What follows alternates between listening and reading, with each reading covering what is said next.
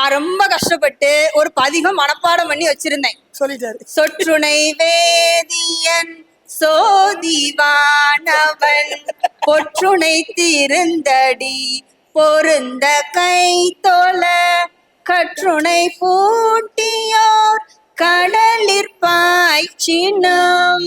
நற்றுணையாவது நமச்சிவாயவே. இதுல என்ன புரியலன்னு வேற கேட்டார். எல்லாம் தான் புரியுதுல அப்படின்னு சொன்னாரு. உங்களுக்கு புரியும் சார், எங்களுக்கு புரியணும்ல. என்ன புரியல? ஒரு வார்த்தை கொண்டு வந்தாரு. பூவினுக்கு அருங்கலம் பொங்கு தாமரை. வீடியோ வேணாக்கா ரிவைண்ட் பண்ணி போட்டுங்க. ரெண்டாவது வார்த்தையை விட்டுட்டாரு. ஆவினுக்கு அருங்கலம் அரணஞ்சாடுதல். கோவினுக்கு அருங்கலம் கோட்டம் இல்லது. நாவினுக்கு அருங்கலம் நமச்சிவாயவே. இது மாதிரி எளிமையாக இசையோடு சிந்தித்து படித்தால் புரிந்திருக்குமோ என்னவோ தெரியல. இதையே பாபநாசம் சிவன் அவர்கள் சொல்கிறார்.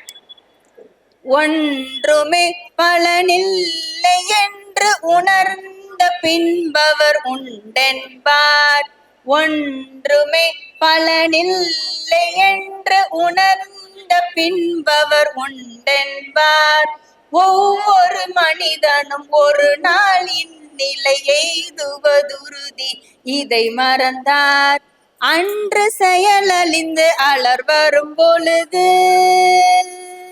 சிவ சிவ என்றால் வாராதே, ஆதலினால் மனமே இன்றே சிவநாமம் சொல்லி பழகு பழகு. ஆதலினால் மனமே இன்றே சிவநாமம் சொல்லி பழகு. அன்புடன் நம்பி கெட்டவர் எவரையா. இறைவனை நம்பினோர் கைவிடப்படார் அப்படிங்கிற அந்த எளிமையான கருத்தை தன்னுடைய பக்தி பாடல்கள் மூலமாக இங்கே நமக்கு பறைசாற்றி இருக்கிறார்கள் பாடலாசிரியர்கள் இசை நயத்தோடு. கந்த சஷ்டி கவசம் நீங்க கேட்டிருக்கீங்களா? தேவாரம் திருவாசகத்தை நீங்க படிச்சு பார்த்திருக்கீங்களா? சிம்பனில இளையராஜா சார் போட்ட பாட்டு எப்படி இருக்கு தெரியுமானா, பதிகம் பாடி வைக்கும் பொழுது இந்த பதிகம் இவ்வளவு பிரசித்தி பெற்றதான்னு தெரியாது.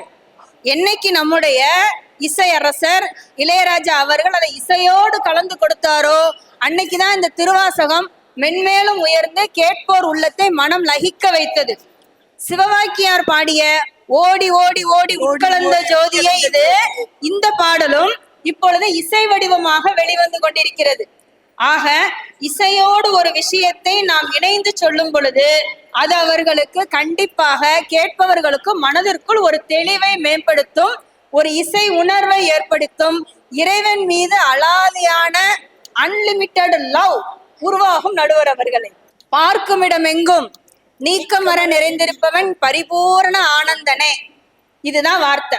நீ இறைவன் தூணிலும் இருக்கிறான் துரும்பிலும் இருக்கிறார். எங்க பேராசிரியர் ஒவ்வொரு தூணான்னு சொல்லிட்டு இருக்காரு. பசங்க காதுல கேட்கவே மாட்டேங்கிறாங்க, போயிட்டே இருக்காங்க ஒரே ஒரு இடத்துல. இருக்கும் இடத்தை விட்டு இல்லாத இடம் தேடி எங்கெங்கோ அலைகின்றாய் ஞான தங்கமே. அவர் ஏதும் அறியாரடி ஞான தங்கமே. இப்படி சொல்லி கொடுத்திருந்தா எங்க பசங்க இன்னும் கொஞ்ச நேரம் உட்காந்து என்ன செஞ்சிருந்திருப்பாங்க, படிச்சிருந்திருப்பாங்க. கல்வி வேணுமா செல்வம் வேணுமா அப்படின்னு கேட்டா நம்ம என்ன என்ன ஆசைப்பட்டு கேட்போம்? நாம் சரஸ்வதி தாயாரினுடைய எதிரே அமர்ந்து நின்று பூஜை செய்து படித்து கொண்டிருக்கிறோம். ரொம்ப மனசார ஊன் உருகி உள்ளம் உருகி என்னுடைய இந்த வித்தைக்கு, என்னுடைய இந்த கலைக்கு, என்னுடைய இந்த அறிவாற்றலுக்கு சக்தி மையமே என்னுடைய சரஸ்வதி தேவி தான். இதே கோவில்ல இந்த சரஸ்வதியை கும்பிட்டுட்டு அப்படியே அடுத்து போனீங்கன்னா மகாலட்சுமி தாயார் இருப்பாங்க. நீங்கள் கற்ற கல்வியை சிறப்பாக பயன்படுத்தி பொருள் ஈட்டிக் கொள்ளுங்கள். பொருள் ஈட்டக்கூடிய அற்புதமான வல்லமை மகாலட்சுமி தாய். கல்வி செல்வம். அதற்கப்புறம் இன்னும் கொஞ்சம் நகண்டு போய் பார்த்தீங்கன்னா ஆஞ்சநேய பெருமான் உட்கார்ந்துருப்பாரு. கல்வி செல்வம் இந்த ரெண்டும் சேர்த்த பொருளை பயன்படுத்த உங்களுக்கு வீரம் வேண்டும். ஆக எங்களுடைய திருக்கோவிலில் ஆகம விதிப்படி கல்வி, செல்வம், அதற்கு பின் வீரம்.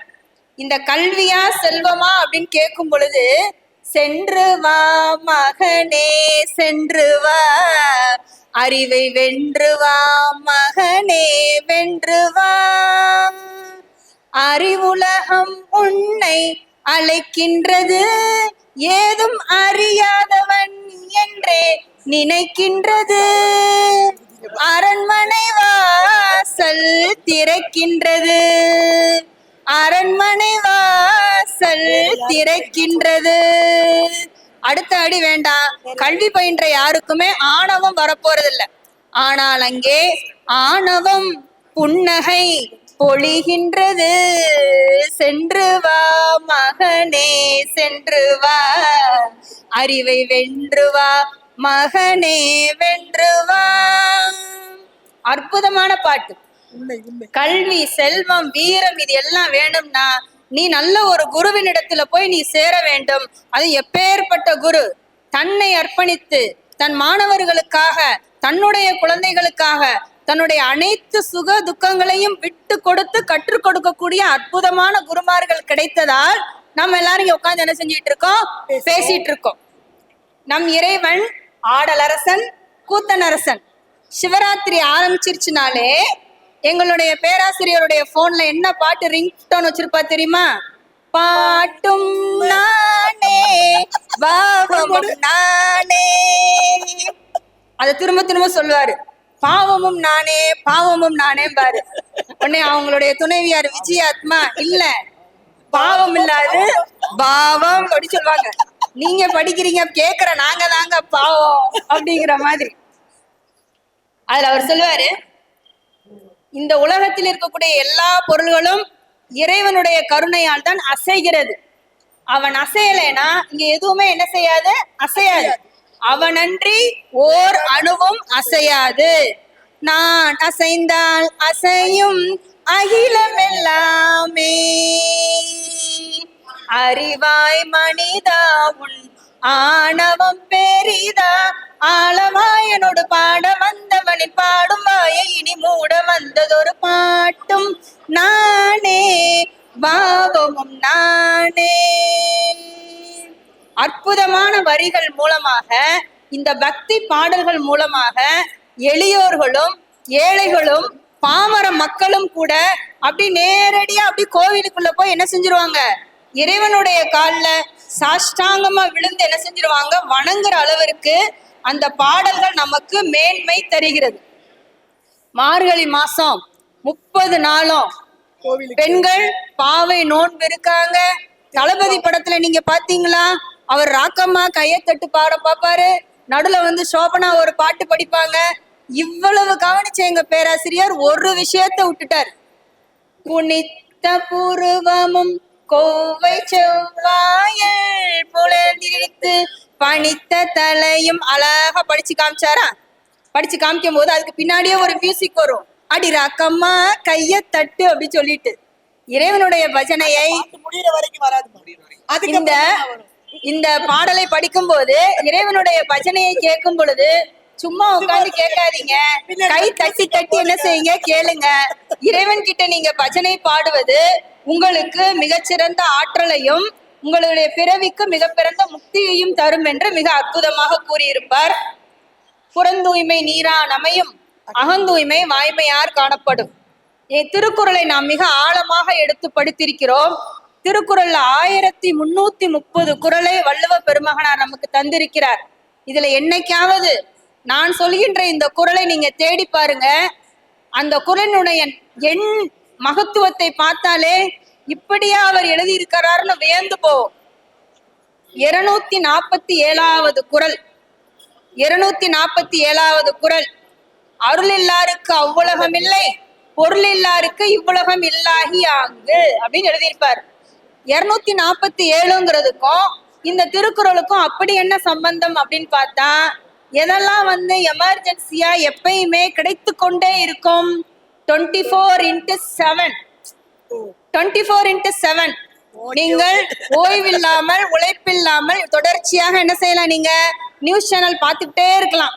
தீயணைப்புத்துறை 24x7 திறந்தே இருக்கும், மருத்துவமனை 24x7 திறந்தே இருக்கும். திருக்குறளையும் அவர் சொல்லி வைக்கிறார். 247வது திருக்குறளில் அருளில்லாருக்கு அவ்வுலகம் இல்லை, பொருளில்லாருக்கு இவ்வுலகம் இல்லாகி ஆங்கு. ஆக நீங்க பொருள் தேடும் பணியில் ரொம்ப உன்னதமாக செயல்படுங்கள், நேர்மையாக செயல்படுங்கள். யாரு வேண்டான்னு சொன்னா, என்னுடைய குழந்தைகளுக்கு நான் கற்றுக் கொடுத்த மிகச்சிறந்த ஆகமான சொத்தே நேர்மை என்கின்ற சொத்து.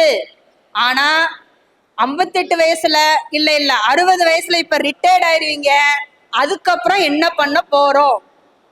நாம் சேர்த்து வைத்த இந்த பொருள் அனைத்தும் நம்முடைய குழந்தைகள், அடுத்த தலைமுறை மகிழ்ச்சியாக அனுபவிக்கிறதுக்கு நீங்க ஒரு பாதுகாப்பு கவசம் செய்து வைக்கணும். இந்த பாதுகாப்பு கவசம் அருள் என்கின்ற அந்த அக்கவுண்ட். தினம் தினம் ஓம் நமச்சிவாயம் என்கின்ற அந்த மந்திரத்தை நீங்கள் உச்சரித்து கொண்டே இருங்கள். திருச்சிற்றம்பலம், திருச்சிற்றம்பலம், தென்னாடுடைய சிவனே போற்றி, எந்நாட்டவர்க்கும் இறைவா போற்றி என்று இறைவனுடைய திருநாமத்தை நீங்கள் சொல்ல சொல்ல ஒரு நாளைக்கு உங்க அக்கவுண்ட்ல 1 லட்சம் ரூபாய் கிரெடிட் ஆகுமா. அதிசயமான ஊதியம், யாருக்குமே கிடைக்காத ஊதியம். இப்படி கிடைச்சாதான் நான் ஒரு நாள் ஃபுல்லா என்ன செய்வேன், நமச்சிவாயம் மட்டும்தான் சொல்லிக்கிட்டே இருப்பேன். அப்படின்னா நீங்கள் சேர்த்து வைக்கக்கூடிய இந்த பொருள், நீங்கள் சேர்த்து வைக்கக்கூடிய அந்த புண்ணியம் உங்களுடைய தலைமுறைக்கு பாதுகாப்பு கவசமாக செயல்பட வேண்டும் என்றால் நீங்கள் கண்டிப்பாக பக்தி நெறியில் வந்து ஆன்மீகத்தில் தலைத்து இறை நாமத்தை நிதம் நிதம் நிதம் உச்சரித்து பொருள் என்கின்ற அந்த அக்கவுண்ட்ல நீங்க எவ்வளவு கோடி கோடியா சேர்த்து வச்சாலும் அருள் அக்கவுண்ட்ல ஒரு மல்டி மில்லியனர் அளவுக்காவது சேர்த்து வைக்கணுங்கிறது தான் நாங்க கேட்கிறோம். இது ஏதோ கோடி, அது ஒரு மல்டி மில்லியனர் அளவுல என்ன செய்யலாம், நீங்க சேர்த்து வைக்கலாம். ஆக பக்தி பாடல்களும் பக்தி பதிகங்களும் மேன்மை தருகிறதா? இன்னும் ஒரே ஒரு இடத்துல எங்களுடைய பேராசிரியருக்கு ஒரு சின்ன வணக்கத்தோட ஒரு முடிவுரை சொல்லி நிறைவுரை சொல்லிடுறேன். ரஜினி சார் மாதிரி வருமா? ரஜினி சார் அந்த பாட்டுல அப்படி செஞ்சிருக்கலாமா? ரஜினி சாருடைய பாட்டு ரஜினி செஞ்சா அது கரெக்டா? அதே ரஜினிகாந்த் தான் இப்போ ஒவ்வொரு படம் முடிஞ்சோடனே இமயமலைக்கு போறார். அவரை வந்தாருன்னா அரங்கம் என்ன செய்யுது, அதிருது. அரங்கம் என்ன செய்யுது, அதிருது. அவர் வந்து நின்னாலே தலைவான்னு சொல்றாங்க. அந்த படத்தெல்லாம் பார்த்தாரு எங்க அண்ணா, ஒரே ஒரு இடத்த மட்டும் விட்டுட்டாரு. ஏன்னா நீங்க பாபா படம் பார்க்கல, தேதா அவர் சொல்லியிருக்காரு, என் இறைவன் தான் எனக்கு தாயும் தந்தையுமானவன், உற்ற சகோதரனானவன், உற்ற தோழனானவன், எனக்கு எல்லாம் ஆனவன். அதுதான் சொல்லியிருப்பாரு. தாயும் நீயே தந்தையும் நீயே உயிரும் நீயே உண்மையும் நீயே, தூணிலும் இருப்பான் துரும்பிலும் இருப்பான், சக்தி கொடு. அந்த ஒரு பாட்டை மட்டும்தான் அவர் ப்ரிப்பேர் பண்ணும்போது கொஞ்சம் என்ன செஞ்சுட்டாரு, விட்டுட்டாரு. எல்லாம் வல்ல இந்த இறைவனோட ஆசிகளோடு இந்த அற்புதமான ஆன்மீக சொல்லரங்கத்திலே பக்தி பாடல்களுக்கும் ஒரு தனி இடம் உண்டு. பக்தி பாடல்களும் பக்தி நெறியை வளர்ப்பதில் மேன்மையானதுதான் என்பதை நாங்கள் எடுத்து சொல்வதன் காரணமாகத்தான் இறைவன் எங்களுக்கு ஒரு அரியாசனம் கொடுத்திருக்கிறார். யார் தருவார் இந்த அரியாசனம், புவி அரசோடு எமக்கும் ஒரு சரியாசனம், இறைவா யார் தருவார். பதிகங்கள் பாடுறவருக்கும் அதே அரியாசனத்தில், அதற்கு தீர்ப்பு சொல்ல போறவருக்கும் அதே அரியாசனம். பக்தி பாடல்கள் தான் பெரிது என்று இத்துணை நேரம் என்னுடைய கருத்துக்களை செவிமடுத்து கேட்ட அனைவருக்கும் இதே அரியாசனத்தை தந்து தீர்ப்பு நமக்கு தான் சாதகமா வருங்கிற நம்பிக்கைய இறைவன் மேல வச்சு கொஞ்சம் நகட்டி நடுவர் மேலையும் வச்சு தீர்ப்புக்காக காத்திருப்போம்.